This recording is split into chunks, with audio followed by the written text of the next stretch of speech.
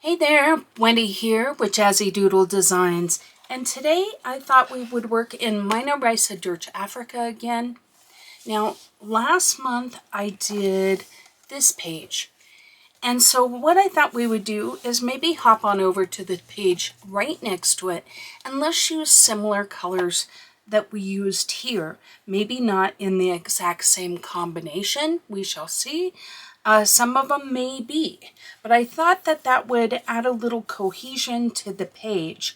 And I don't really foresee using any different colors, so I'm going to pop this up on the screen. This is the color palette that I used for this page. I will make note if I add a color that isn't on this list.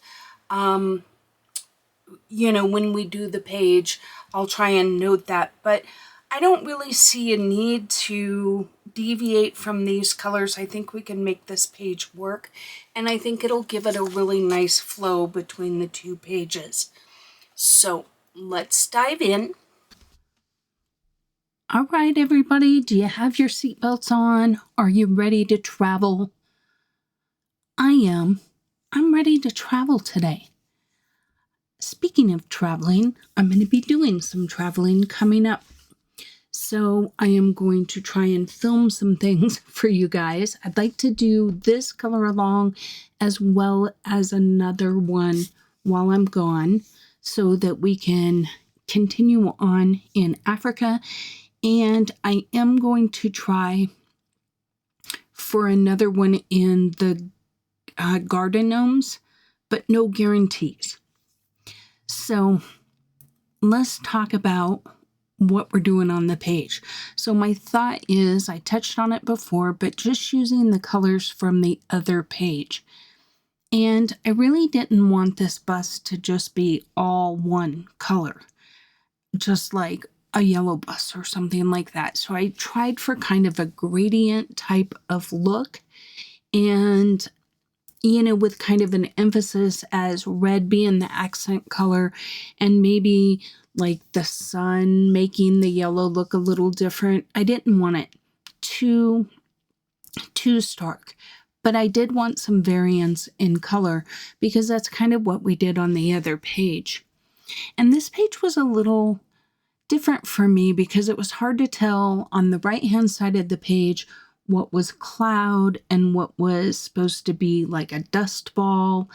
And I just kind of struggled a little bit, and like, were those supposed to be was that supposed to be like a little rainbow up by the stars, or I don't know. So in the end, I just kind of went with it. I kind of I made the stars very subtle, and I just kind of winged it a little bit in terms of what was what. But I thought today, while I was coloring, we would chat a little bit about the transportation system in South Africa, as well as what African these little huts are and what they're made of and that kind of thing. So I thought maybe we'd explore that a little together. Did everyone have a great 4th of July? So 4th of July for me was, at the time of this voiceover, was last night. And oh my goodness, I don't think I have ever seen so many fireworks throughout our town. Usually the city does a display, and we have a neighbor not too far away that always shoots off a few for about a month leading up to it. But I mean, there was wild displays of fireworks, and the big blossomy kind, not just like bottle rockets and sparklers and the little fountains that you see in people's yards. I am talking the kind that go up 50 feet in the air and rain down little pretties. So it was kind of cool. My husband and I took Ellie and we walked down to a little more open area to get it kind of away from the trees, and we could see in just about every direction there was some pretty major fireworks. So I don't know if it's because This wasn't as dry of a year. Normally by this time, Colorado's been struggling with wildfires. So knock wood, we haven't really had that like we have in years past. It's been a little bit wetter of a summer. And even I think a cooler summer than we usually have. Not that I'm complaining one iota, because while I do prefer warm over cold, I'm one of those finicky people that likes it to be about 72, and anything too hot of that and too cold of that, I'm unhappy. No, you know what I mean? It's like if it's 90, it's hot. If it's 40, it's cold. I just want temperate weather, and I don't know. My husband can be comfortable in a vast spread of temperatures. It'll be 20 degrees outside and he'll just have his jacket on and he's perfectly fine. If it's 85, he can have a jacket on and still be fine. He can take his jacket off and be fine. Like, his body just adjusts pretty well. Mine doesn't. My body's like, it's a half a degree off. What are you doing? So,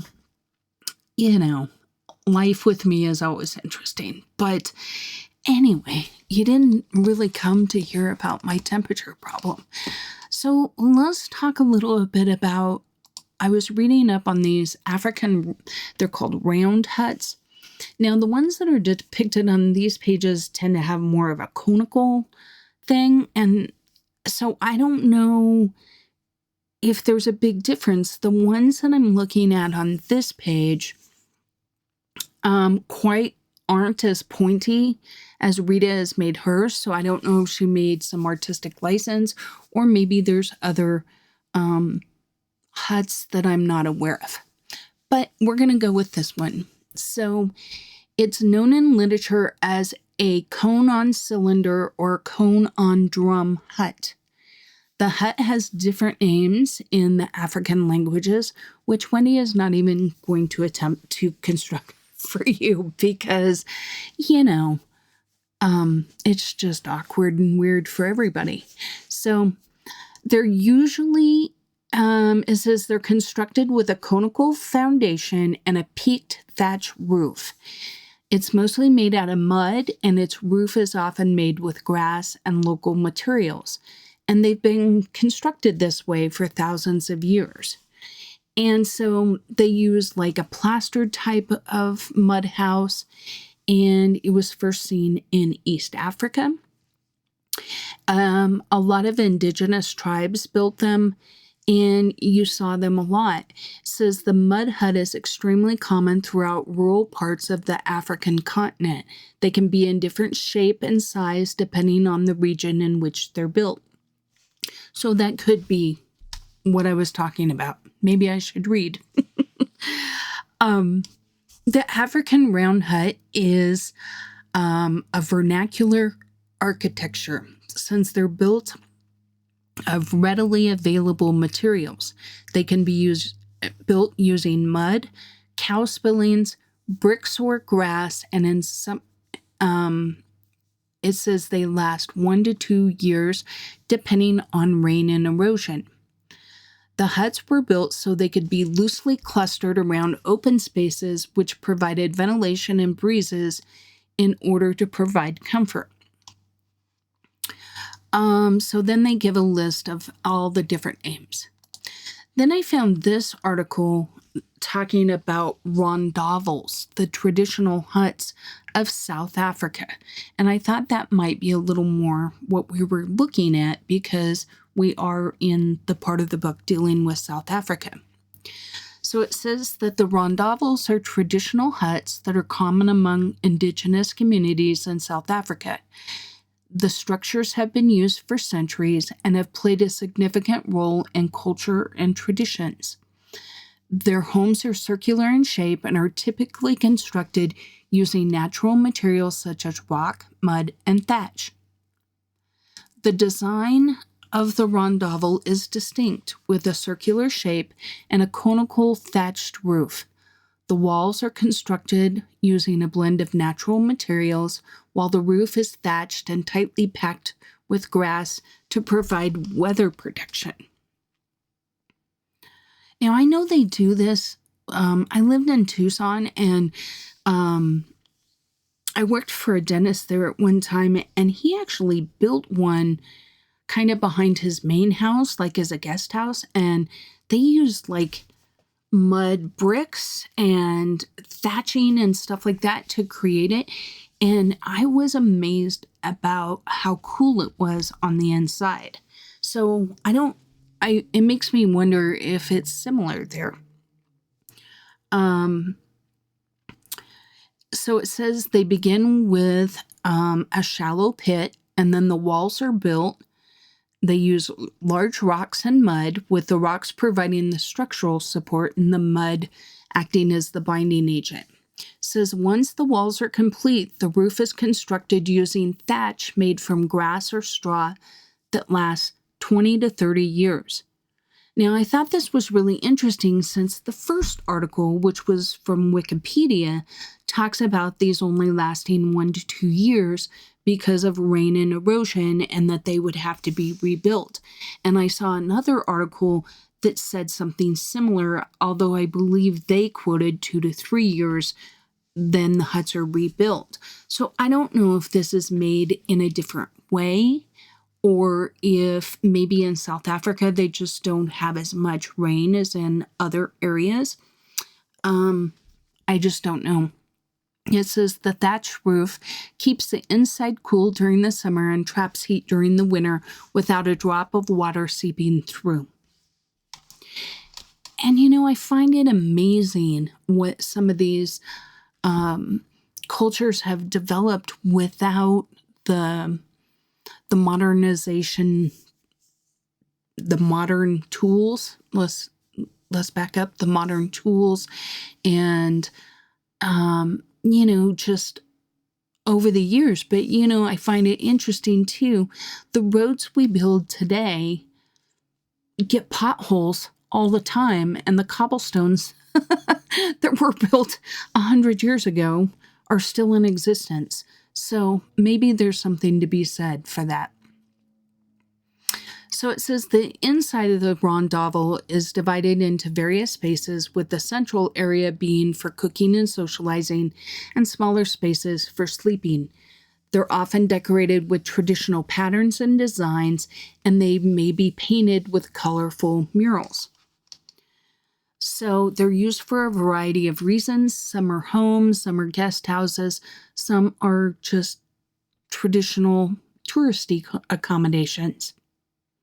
Now, back on the page, I wanted, how we have the different little buildings next door. I wanted these to be similar in their, the changes of colors. I didn't want them to be exactly the same. So I made them similar. This one's going to be more orange than the one in front. And you can do that. Just lay your base layer. The first layer that you lay down is the one that's going to kind of shine through the other colors and give it the red glow or an orange glow, or, do you see how much lighter this one is, even though we use many of the same colors, but we use that really bright orange.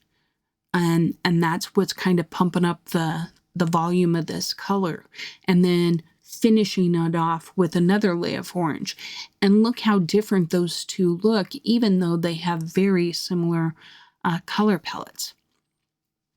So anyway, so it says, over the years, many recent times have changed how these are built, with some of them being constructed with concrete foundations, cement blocks or brick, mortared with cement, roofed with corrugated tin.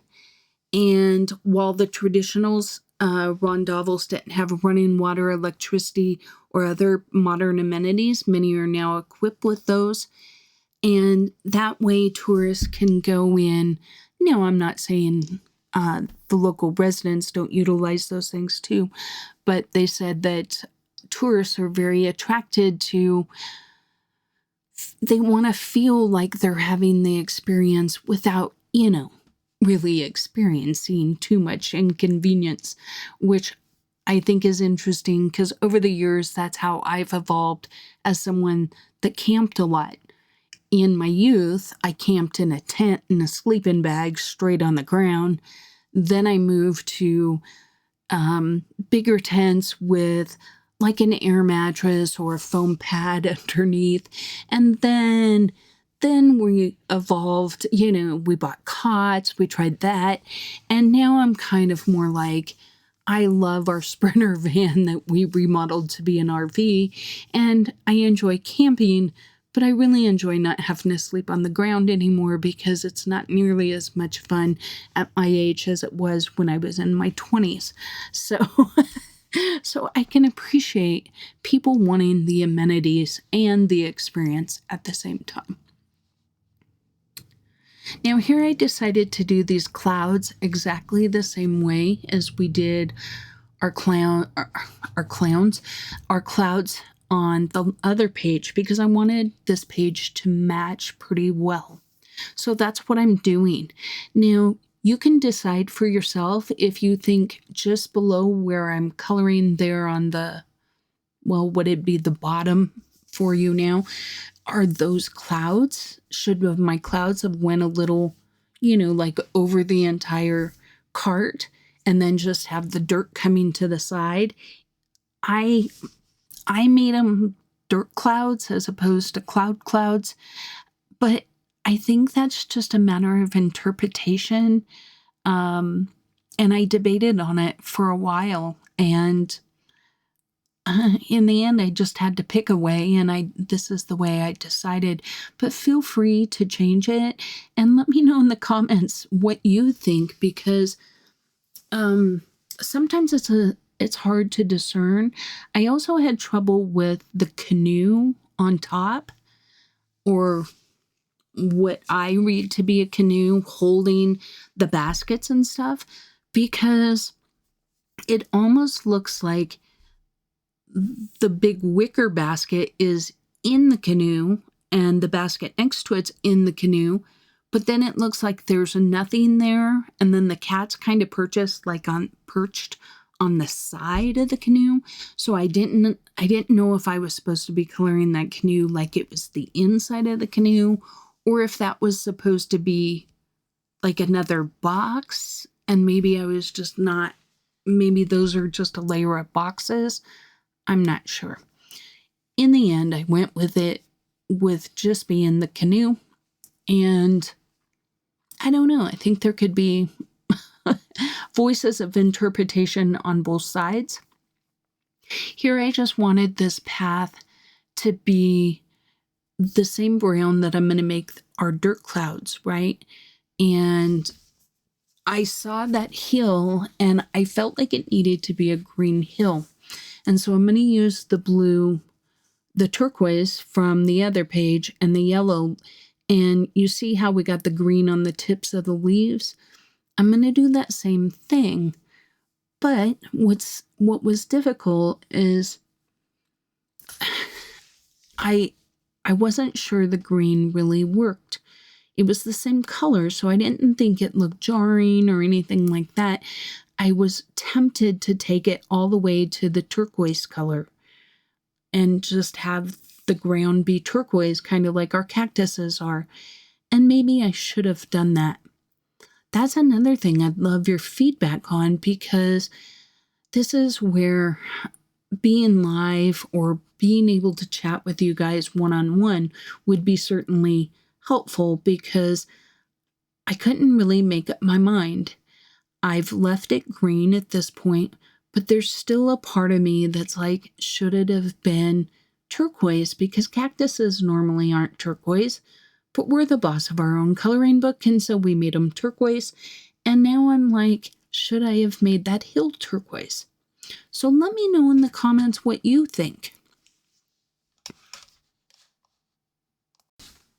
Okay, while we colored that, I thought I would read this quick article. This was kind of interesting. It kind of talked about maybe why they created huts like this. It says, as a consequence of their hunting and gathering economy, the San of the Kalahari move frequently, and their sherms or shelters are little more than depressions in the grounds. But groups such as the Kung build light frame shelters from sticks and saplings covered with grass. Other hunter-gatherers, such as the Hadza of Tanzania, live in dry savanna territory which contains wild range of game animals. Their dome dwellings of tied branches are given a thick thatch in the winter. Some forest dwellers, such as the Bambuti of the Ituri forest in the Eastern Democratic Republic of the Congo, are also hunter-gatherers. Their similarly constructed temporary shelters are interlaced with cross sticks over which mangano leaves are layered. Pastoral nomads follow defined routes, reducing the risk of overgrazing and enabling them to contact other nomadic groups. Camel herding nomads, such as the Gapabish of Central Sudan, use the traditional Bedouin tent, which consists of a rectangular membrane of strips of woven camel hair that are attached to webbing straps and are secured with guys over rectangles of poles. So it kind of sounds like, depending on where they are and how often they travel, is kind of how they developed their style of shelter. As many as 40 skins are required to complete each tent membrane. Farther south, Tuareg subgroups employ a structure similar to that used by many camel herding nomads. Common to this people is the use of the pole frame in the form of a hump dome over which woven mats of grass or palm fronds are secured. Palm leaves are split by the Oromo of Somalia. Oromo women then weave strips of colored cloth into the mat with the patterned side laid over the frame in order to be visible within the tent, while on the outside the shaggy, rough fibers are exposed. So it's quite an extensive article, but it kind of seems like what part in Africa you are might determine, what kind of huts are around. If they're more like igloo type of shape, like dome like that, or if they're more conical, or if they're more built on a pole, like a central pole system, as opposed to, more of a mud adobe type of thing. So I thought that was kind of interesting. So let's move on to transportation, since we've got our little bus here. And I'm not really doing anything different than what I said. I'm just playing around with the yellows and the turquoise and trying to create this green and trying to determine how turquoise I want it to be and how green I want it to be. And I can't really make up my mind.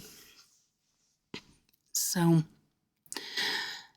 in South Africa, they have roads, railways, airports, and water.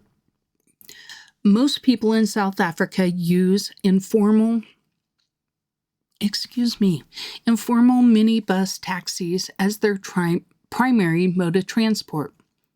BRT, a bus service, has been implemented in some South African cities to provide more formalized and safer public transport.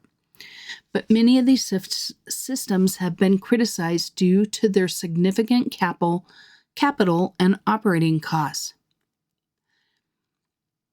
So the Department of Transport is responsible for the regulation of all of the different types, whether it's public transportation, rail, civil aviation, shipping, freight, and motor vehicles. So next they talk about freeways, which are a little different than what we consider them. So they say on freeways you can't have a vehicle drawn by an animal, a pedal cycle such as a bicycle, a motorcycle that can't, with a cylinder capacity not exceeding 50 centimeters cubed, or that is propelled by electrical power, or a motor tricycle or a motor quad, like a four-wheeler, and pedestrians.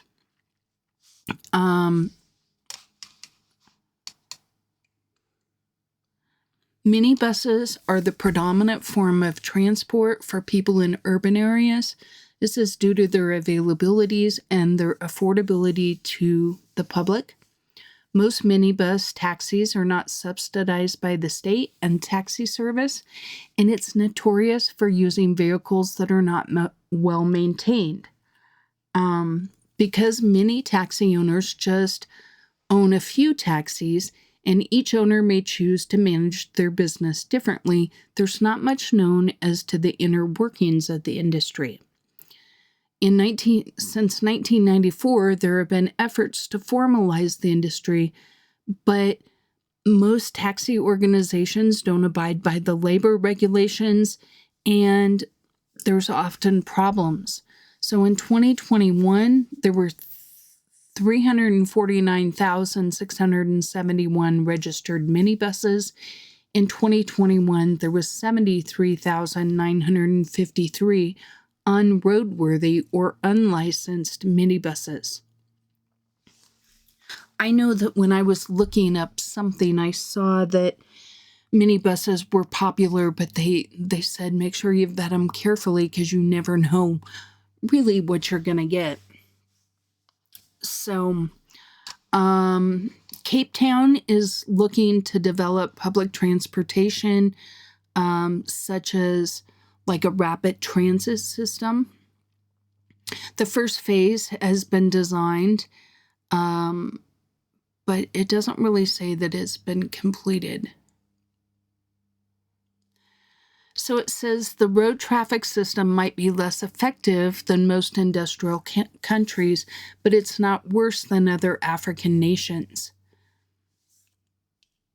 South Africa counts 26 deaths per 100,000 people, a higher rate than the global average of 18 per 100,000. In 2021, the country recorded 12,541 road fatalities for 11,726,476 vehicles. And in the motor vehicle, they are also including motorcycles and motor tricycles. So mainly the people that are killed are pedestrians, which is an average of 37.6%, and they suffer 32% of the fatalities due to the speed of the collision. 58% of road deaths are attributed to alcohol use, which makes alcohol a leading factor in such fatalities. Now here I'm starting to work on these little wind, the dust balls or whatever you want to call them. So I wanted to do the same as I did the little road, so kind of a cream and the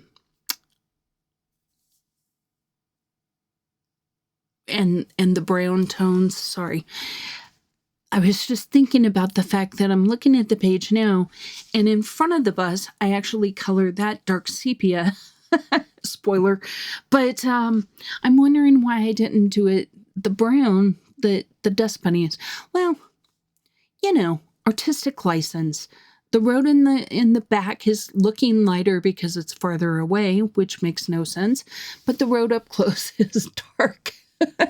And the dirt flying off of its light. So that's what we're going with, guys. I need you to get on board, as just like when I said that color is spelled without a U and many of you corrected me that us Americans were the only idiots that did it that way.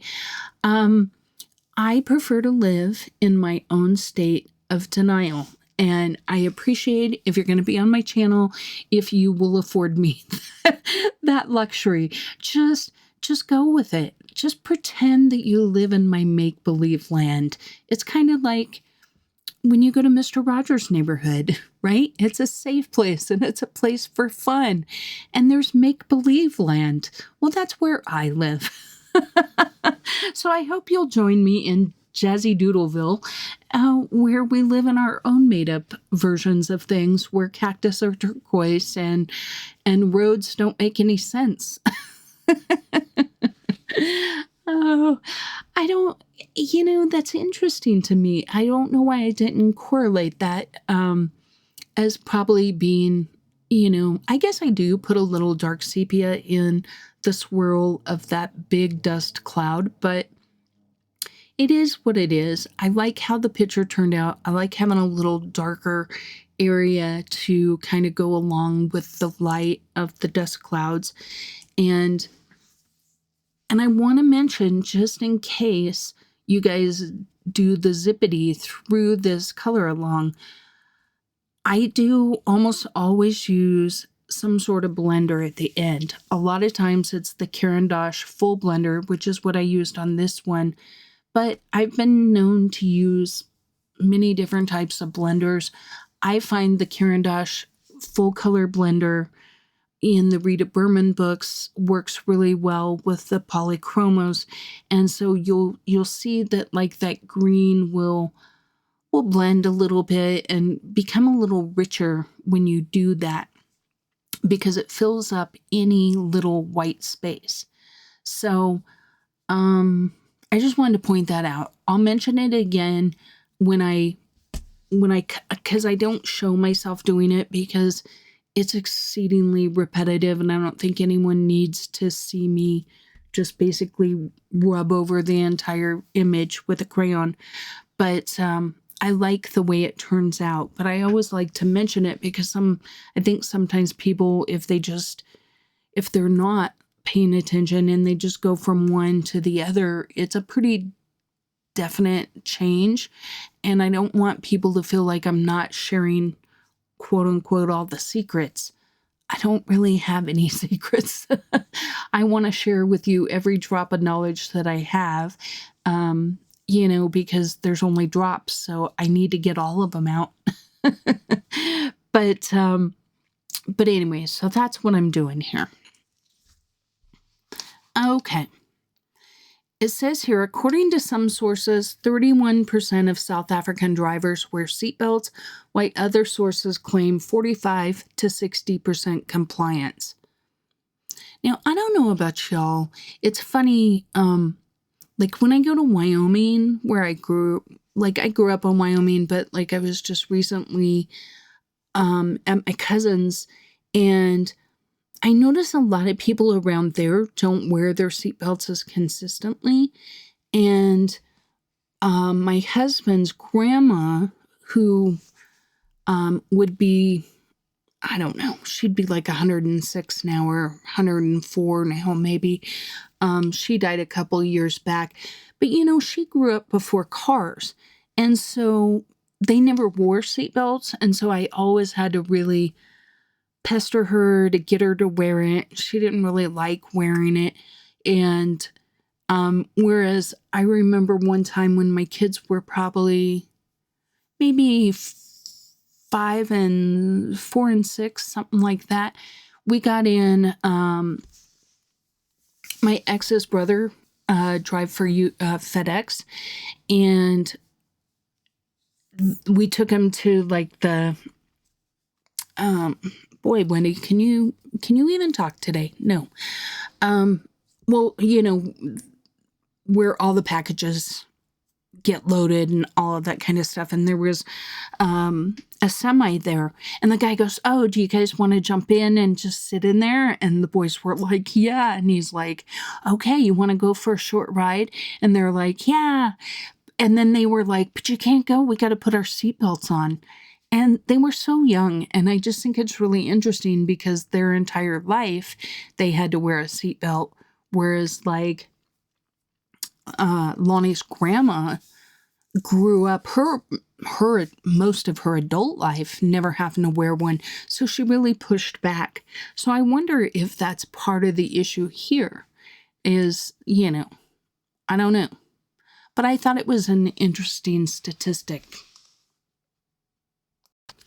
Okay, so back on the page, if you'll notice, look how far back I'm holding my pencil. Now, some of this is because I do like to keep the page facing you and not do a lot of flipping. I just find it easier for the viewer. But the other reason I'm holding it so far back is because it's very easy for me. I'm a lot heavy-handed, and I'm very impatient. And so it's very easy for me to inadvertently leave like line marks, like actual, like a straight line type of thing. And when you're doing clouds or something like that, you want them to not have any of those rough edges. And so I find if I hold my pencil farther back, it's easier for me to use less pressure and not get those hard marks in there. Now here with our little kitty cat, I want her little face to just have like kind of a cream center and then go out into more of an orange with a little bit of red in the edges. So and white paws. And so that's kind of what I'm going for here. And I'm just layering up the colors. I'm going in with my lightest colors first and then going over them with the next darkest one. And that's just kind of how I do it. And then I'll repeat the process until you get the color that you're going for. It would be easy I like with polychromos to layer my colors and build my colors this way, as opposed to Prismacolor, where I find it easier to butt them up next to each other and blend them out. I find it easier with polychromos to lay one on top of each other, limiting each layer. So like this layer, I'm not going as far in. You're kind of doing the same thing, but with Prismacolor, I think it's easier to just do one piece and then lighten up a little bit and then start where you're darkest, where that light, I'm not doing a good job of explaining it. So like let's say we're going from blue and then our next color is blue-green. Or even here, let's use these colors. So if this was Prismacolor, I could start with my red on the outside and then as I go in, just lighten up a little bit and then go in with my second color and not go over the first color and lay it out and lighten up as I go into the center and keep doing it that way. With polychromos, I find it easier to actually, you'll see each color I go over all the colors. And I find that that's a better way for me to blend with polychromos. To me, those are the two differences. Let me know if you would like me to actually maybe do a video on that and do a better job of explaining it instead of just verbally explaining it, actually showing you how I would color something, maybe a cat or something like that, using each of the different types of pencils depending on their properties. Because I think, I don't feel like one is better than the other one. I enjoy working with both, and there are definitely, I prefer polychromos in Rita Berman's books. I feel like they do a little better job. But I can make most pencils work, but you do have to change your technique a little bit. So let me know if that's something that interests you. But anyway, at this point, I'm just trying to figure out, like, how orange do I want this? How much yellow do I want to leave? How much more red do I want to put in? Do I want it to smoothly blend, or do I want it to be a little more exaggerated, maybe? So that's kind of what I'm doing here. Okay, so this is another article that was written on transportation in South Africa. And it says, and this is concentrating more on like Johannesburg, and what is the name of that city? It's the Gauteng city region. It's the richest and most populous urban area. So it's kind of a concentration in that area. And basically it says that Johannesburg is the city in the entire continent. It's the most tourist-driven. More tourists visit Johannesburg than any other city. Geez Louise, spit it out already, huh? Okay, so on screen, what I'm going to do here is I'm using very similar colors to what I have used in the hut, in the roof of the hut. And then at the end, I'm going to add some yellow and blend it out. And it's going to kind of look like orange, just for interest. That's all. So anyway, I thought I'd point that out. Okay, so back to our Johannesburg.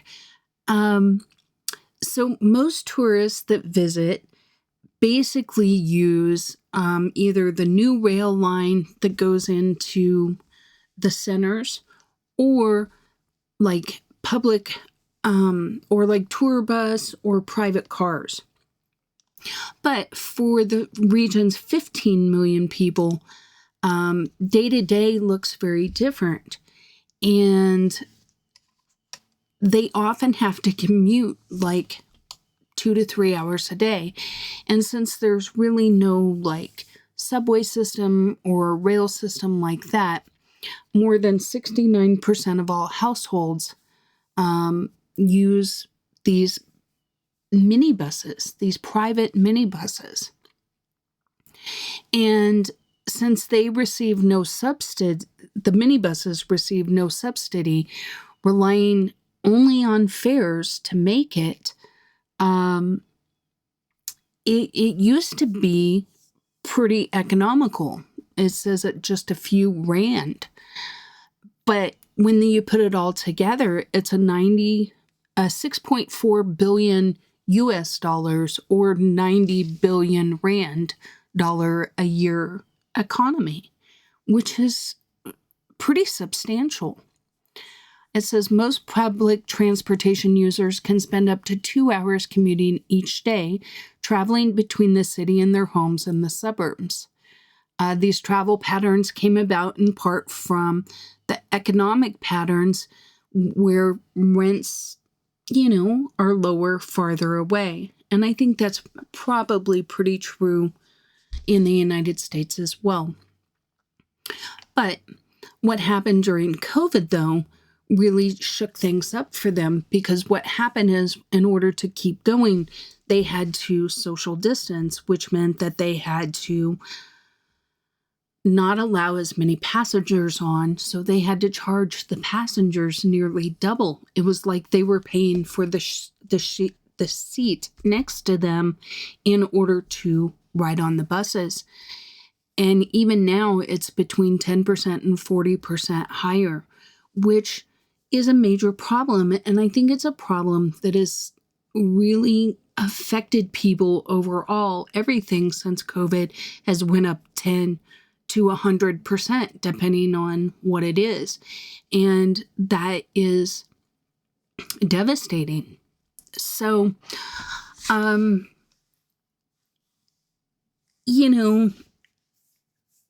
there's talk of new public transportation, and like with everything, it all takes time.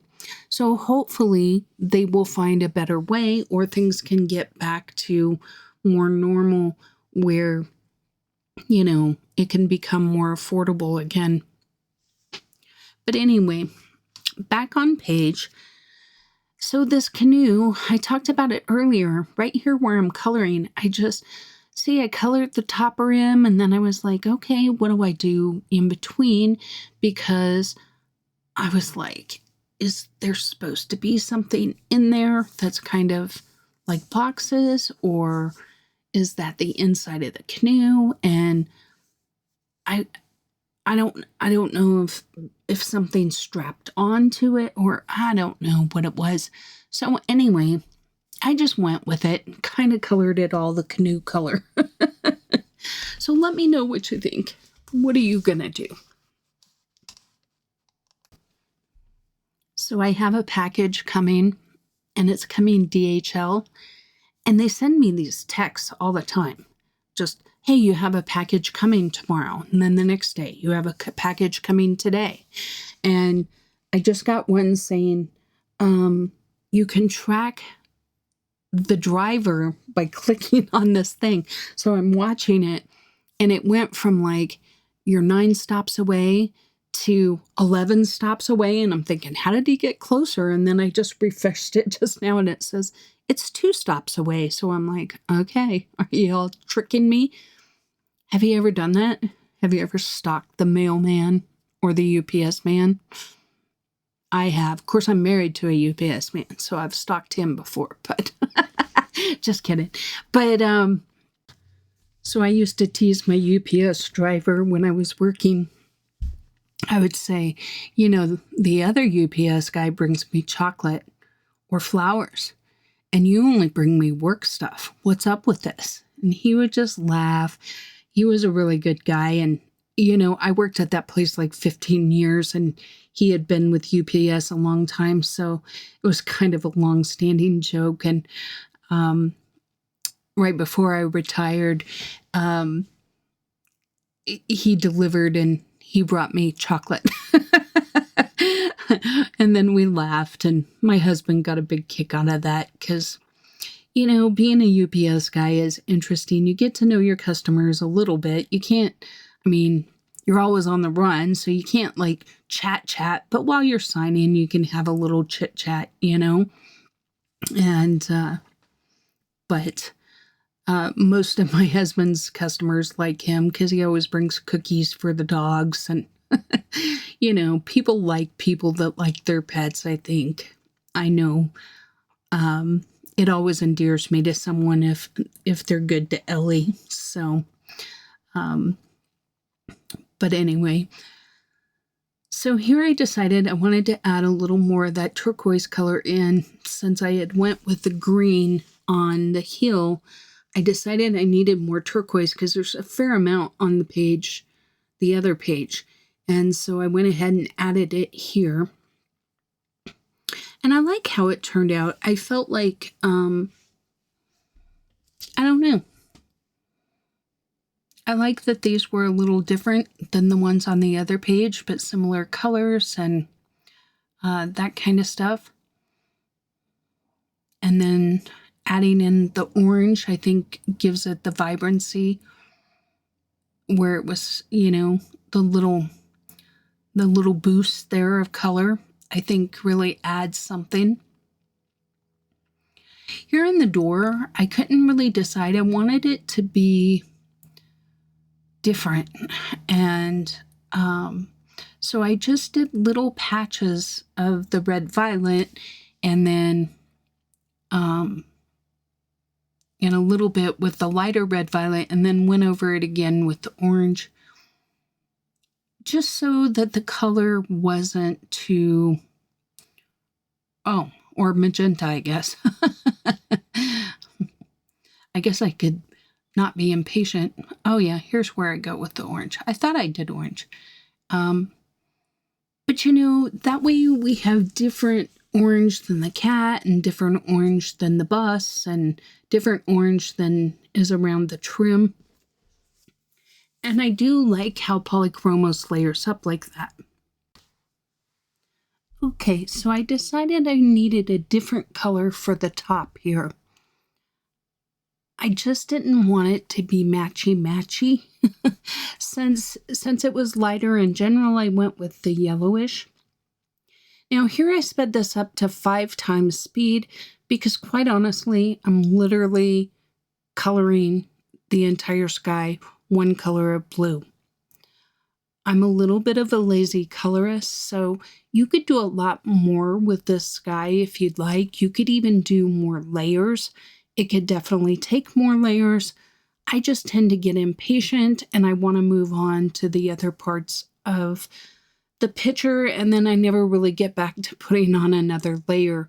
But I think I put on 2, if not 3 layers, because I kind of go over it a couple of times here. So feel free to be the more patient and better colorist and take your time on this, but I did speed this up to 5 times because, you know, I don't think anyone needs to watch me slide my pencil across the page. I'm not doing anything exciting at all. Okay, so here's that cloud that I was telling you. I couldn't decide if it was actually a cloud or if it was meant to be the dust ball. I saved it for a long time, and in the end I decided on a dust ball because her clouds, at least the ones directly above it, have more of a solid line, and these all had dotted lines like the dust clouds below them, so that's what I went with.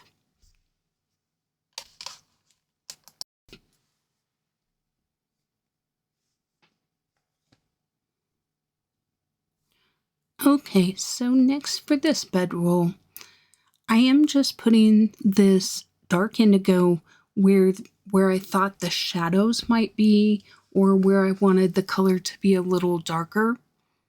So just kind of in the creases of the roll and in where it was kind of pinched. And then I go in with my darkest color and I just kind of go over all of the indigo that I just laid down, and I bring it out just ever so slightly. You don't want to go out over the whole thing because we don't want it to be too dark. Now next I'm going in with my next lightest, so I'm going dark to light here.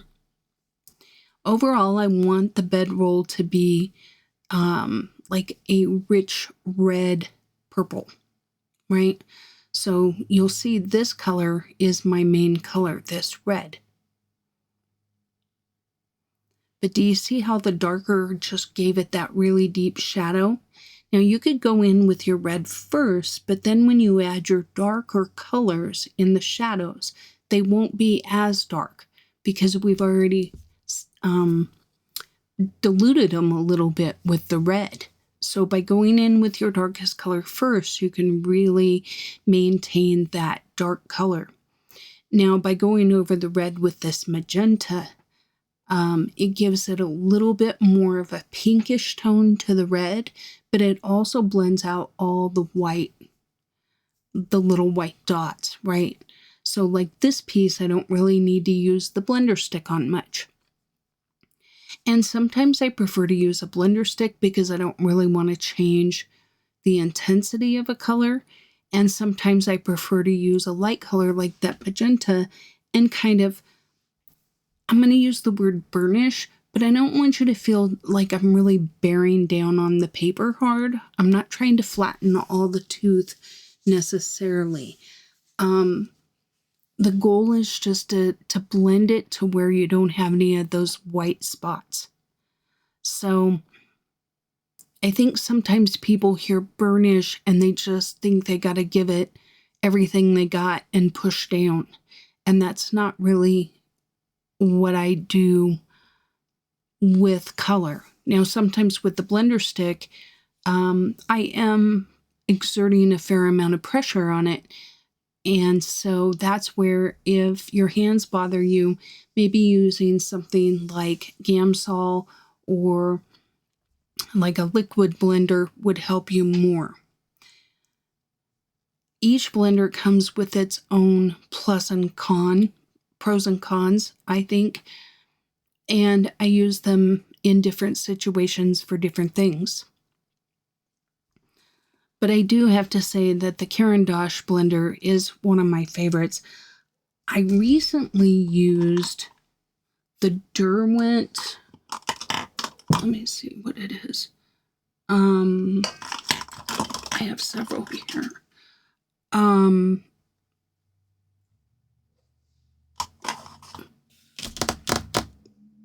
Oh, is it a luminance? No, I think it's this one. Oh, so the blender, okay, so the full blender that is all blender stick, that's usually my go-to. But I have been using the one that comes with it, and I really like it for getting into the small corners. Does that make sense? Because it's essentially the same thing, it's just in a pencil form. So, anyway, take that for what it's worth. I wanted to bring in just a little bit of purple. We have just the one house. There's a couple of pops of purple on the other page, so I wanted to do a small thing of purple here too. And, but like everything, I want to deepen up those shadows, and I do find the indigo is a really good color to deepen your shadows with reds, purples. I just find that it adds a really nice shadow without dulling it out. Sometimes if you use black, it can make your color look dirty or dingy, and I really like that the blue doesn't. Now here's where I was laughing at myself, because here's where on the road I decide, hey, let's make it dark sepia as opposed to the brown, that we're kicking up the dust. But I feel like it works. I feel like I like the contrast. Okay, I'm going to leave you to it for a minute. I'm going to get a drink of water, put you to music, and I'll be right back.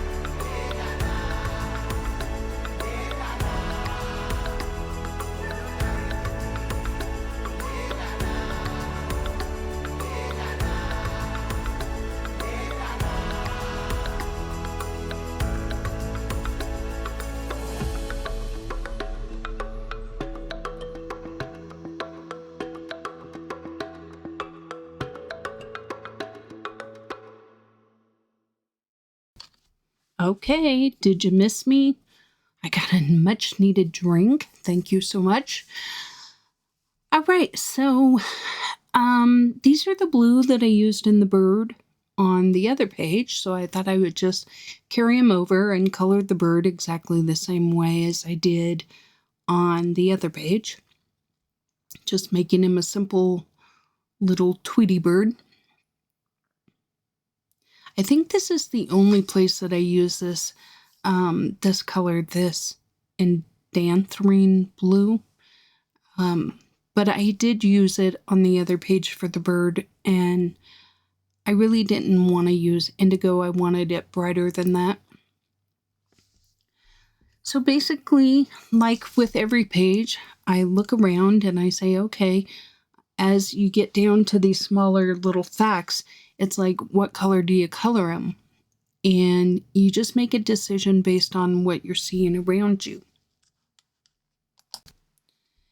And like with everything else on the page, I want it to have a little bit of a color variant and not just be just orange or just red. You know, I kind of wanted it to read orange with kind of the darker red highlights maybe, or lowlights. What would that be? Shadows. And then I do, and I don't think I showed on camera because I color it later on, but those little beads I color like in the cobalt turquoise color.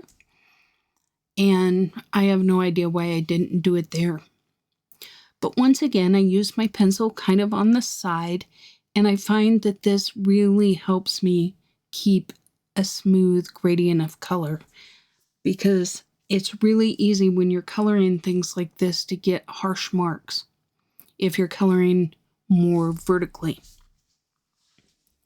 So that's just what I'm doing here, is just laying down a layer of color.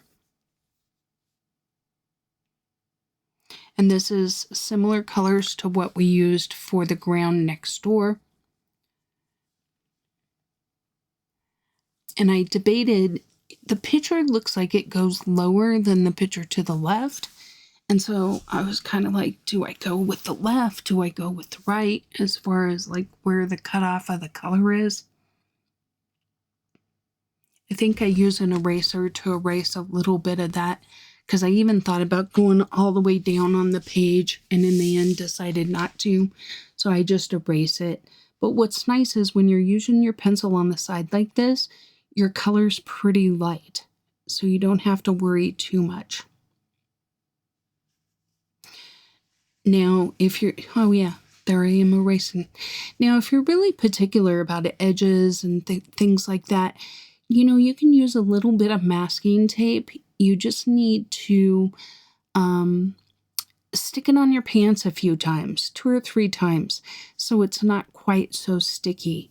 That way, when you put it on your paper, you won't peel up the paper when you remove it. The other trick is you want to remove it slowly in the direction of the paper. So you don't want to just pick it up and pull it towards your face, right? You want to pull it like across the paper, and that'll help you not remove any paper when you pull it.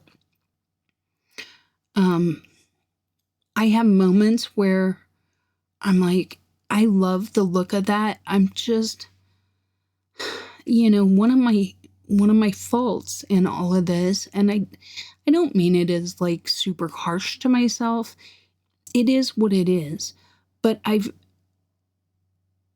always so trying to get to the next step instead of slowing down and just understanding that it takes as long as it takes. I think part of that is because for me, when I color these pictures, that's just the first step, and then I know I still have to do editing, I still have to do a thumbnail, I still have to do other things in order to get them up on YouTube for you guys to watch. So I'm always chasing the clock a little bit, and my impatient nature, they both double down on each other. And so I tend to be a little impatient with how I do things. So I try and own up to it. And, you know, I would say you have to be who you are. So, you know, if you're someone that is meticulous and takes your time and believes that it's better to do it right than to do more of it, then embrace that side of yourself and enjoy the process of like up in the sky doing 4, 5, 6 layers to get that beautiful blue tone that you want. And if you're someone that's more like myself, then embrace that part of you and color the way you color and accept your limitations. And while we all try and improve ourselves, I have learned a lot in the last, how long have I been doing this? 1.5 years, I guess, about not being as heavy-handed and slowing down the process. But I just know myself too, and I need to enjoy coloring. And if I get too worked up on, oh, I didn't do enough layers in the sky, then the process isn't as enjoyable for me. So I try to continue to improve my mindset, to slow down, to color lighter, to do more layers.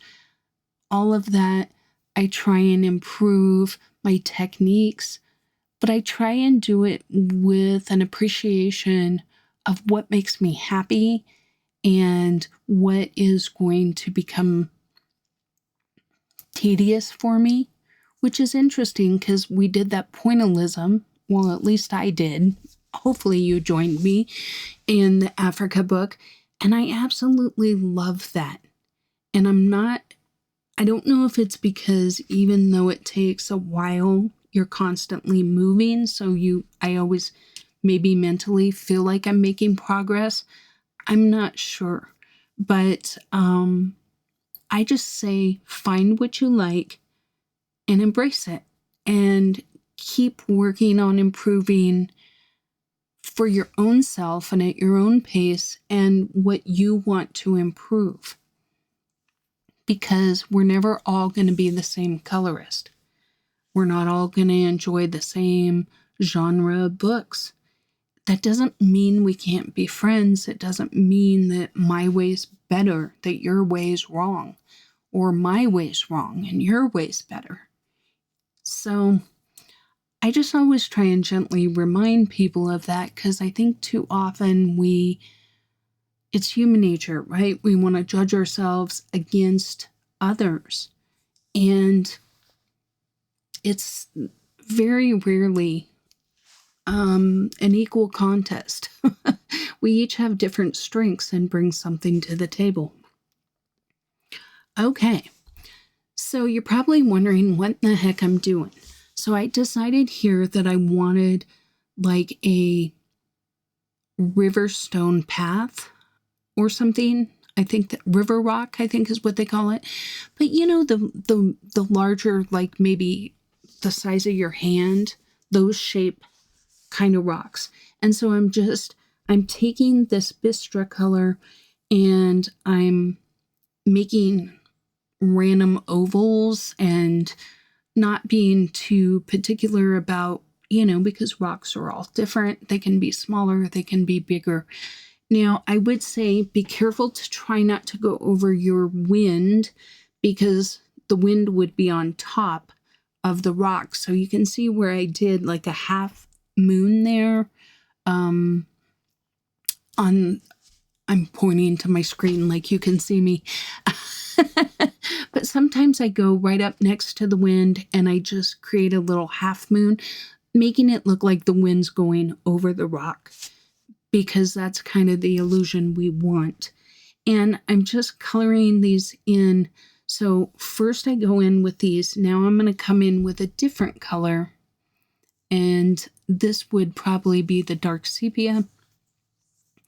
And I'm creating new rocks and kind of filling in some of those gaps with this color, right? Because we don't want all of our stones to be the same color. So leave some open spaces for other colors of rocks, We don't want too many. I think I use 3 and then put little flecks of black in it as well. So maybe 4.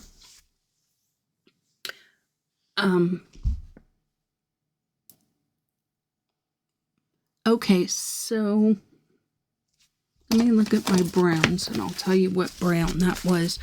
So we did Bistra, and then I used Van Dyke Brown. So the second color was Van Dyke Brown. Now I'm using dark sepia. And you see how that is creating some interest there. Now, once again, the key is we want to go around our wind. We don't want it in the wind, but you want it to flow over it. So I hope that makes sense.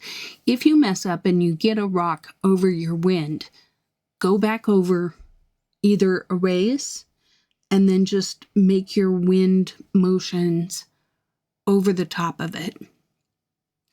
Now here I'm going in with warm gray too, and this is creating like the grout, for lack of a better word. Now you could have colored the entire thing with this color and then went over it with your rocks. That would have been another way to do it to ensure that you got everything colored. But then,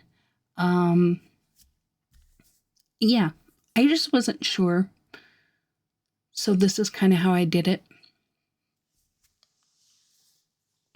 This is that Van Dyke Brown.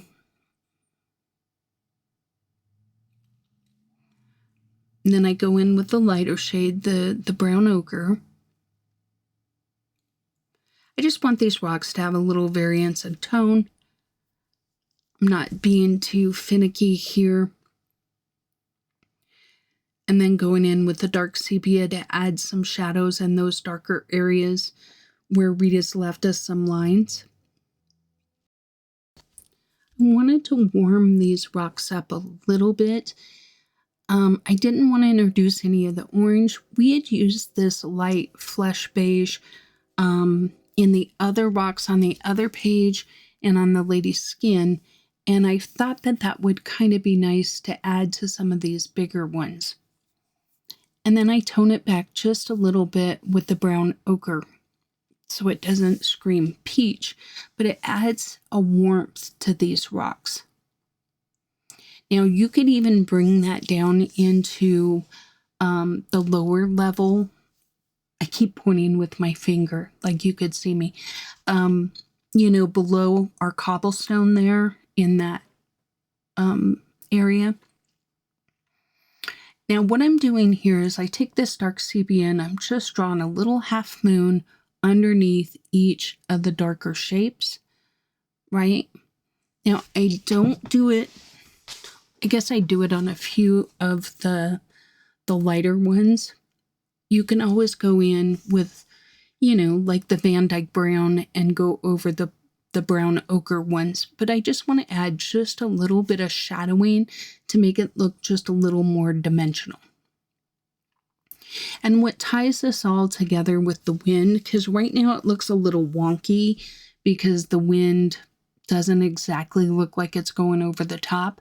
When I add the white dots to the wind, then it makes the wind look like it's going over the top of it. And I think it ties it together because right now it looks a little strange and kind of out of place. So I feel like when we get our white dots on it, it's really going to tie it all together.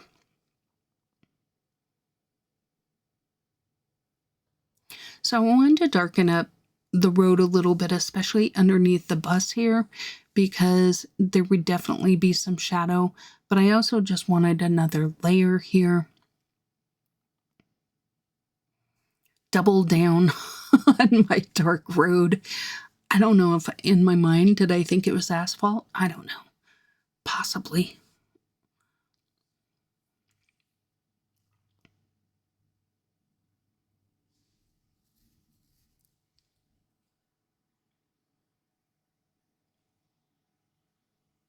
It's always hard when I voice over and I'm doing something so mundane because I'm like, what am I supposed to say?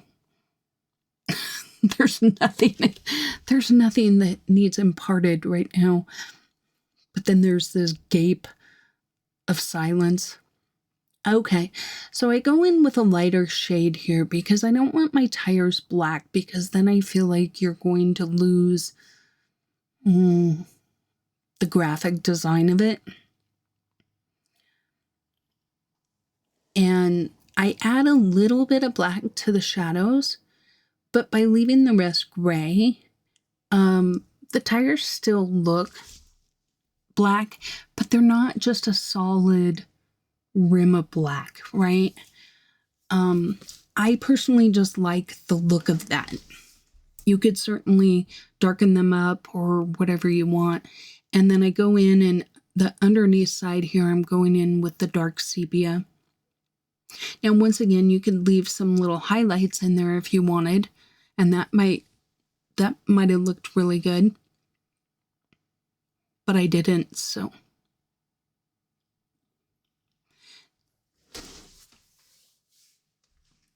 Now I just wanted a little bit of the dark around the edges of that grill, and then leave the rest light.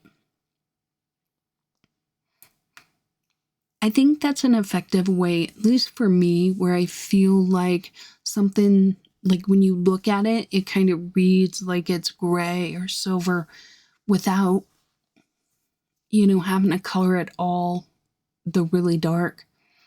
As far as these pictures, anything goes. I'm not sure what they are. I picked random colors. I tried to tie in all the colors of the picture in various spots, but it's really willy-nilly. There's a few, like the sailboat one, but like that one I was just coloring with the red, like, what is that? I don't know. It looks like a tooth. But why would that be there? So I don't know what it is. I'm sure you all do. Maybe I'm just missing it. But, where I feel like I can figure out what it is, I try and color it, like with the plane, I try and color the background blue and that kind of stuff. But I'm not losing sleep over it, and I'm not super worried about it. I'm just adding colors from the picture.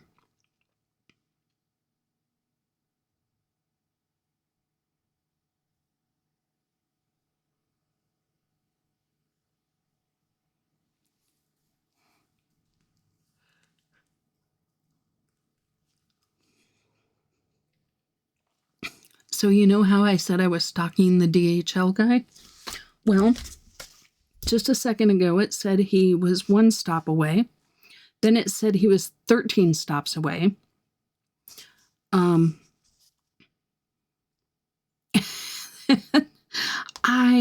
not sure the point of this, to be honest.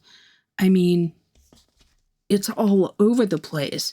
And like just a few minutes ago on the map, it showed him close to my house. And now it says he's 3 stops away, and he's literally across town, according to the map. So I'm going to totally disregard the track my driver, because stalking him is not doing me any good. It's giving me anxiety, thinking, oh, he's only 1 stop away. I should go out and be ready for him because I have to sign for it, because I got some coloring books from overseas and they have to have a signature. I'm excited. So in the next couple of weeks while I'm gone, I will be doing some flip throughs for you guys on some of the, I think a couple of these are newer, and then one of them might be an older one. I didn't buy a whole lot of supplies that in June. Technically, I guess this would be like a July supply. I'm not even sure I'm going to do a June haul, because I basically got, I think the ChromaFlows at the end of June, and 1 coloring book, I think. And I think that's really it. I was a really good girl this month. But like I said, some of these I bought knowing I was going to be out of town. I wanted to do some flip throughs or kind of easier videos. If you take time off from your channel, YouTube will punish you. And so I don't want that. And by punish me, it means they won't show my videos as much as they are showing them right now. The better you do on YouTube, the more they show your videos. So what I'm doing here is I added a little bit of gray in straight lines and a little bit of that turquoise. And then, well, I'll tell you when we get there. But anyway, so they'll kind of they kind of penalize you if you take off a fair amount of time. So I want to have videos out for you. Plus, I like you guys, and you know, I feel responsible for my channel and want to provide good content to you guys. So I've been trying to get some together. So this will be one. This will probably go out the first weekend I'm gone. And then I've already got a flip through, a mythographic flip through for you guys coming up. And then these foreign books will be on the flip throughs. And I want to have a couple of color alongs and maybe try and throw in, oh, this is a Prismacolor white. So I'm just going over all the window with the Prismacolor white. And you can see I kind of went over like the steering wheel, and I really like how that looks. And once again, I sped you up to 5 times speed because there's a lot of little dots. And while I want to show you the whole process as much as I can, sometimes I just think it's worth cutting it. And I thought about cutting it, but in the end, I just decided I would zippity it so that it was just, it showed you everything, but ridiculously fast. So I'm not this good at dotting. I wish I could color this fast. I'd get a lot done. But you know, you could do those stars in a different color, or you know, emphasize them in some way. I chose to just go ahead and make them white and kind of have them fall back into the picture. You know, so I'm going to set you to music while we dot, and I'll be back.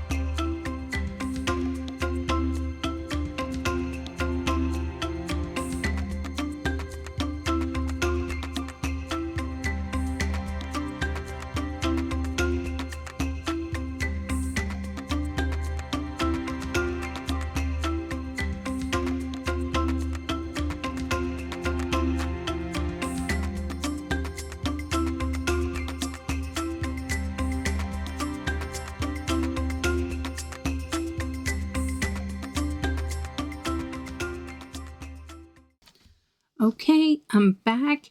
We've got all the white in, and I feel like that really adds something. Here I'm going in with a Sharpie pen, not a Sharpie marker, because you have to be careful of markers. They will go through your page, but Sharpie pens will not. So I'm just adding some black dots for interest. I'm adding the black in the eyes. I'm adding, some little highlights here and there. I'm going to rewrite the word Molly, and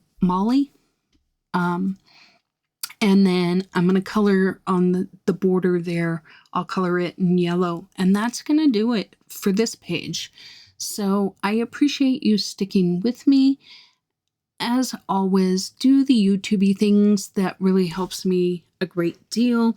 It also helps YouTube know that you're interested in my content. So I appreciate you. I hope you have a fantastic July. I'll be popping back in with videos, and I'll be answering your comments too. So don't forget to comment, because I love chatting with you. All right, we'll catch you later.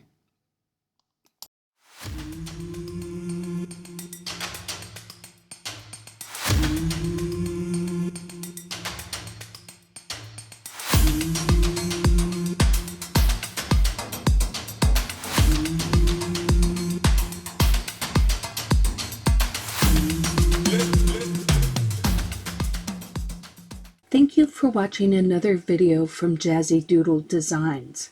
If you enjoy adult coloring content, please consider subscribing. You can now find me on Instagram and Facebook as well. I welcome all comments and suggestions. Don't forget to like the video before you go. And until next time, take care.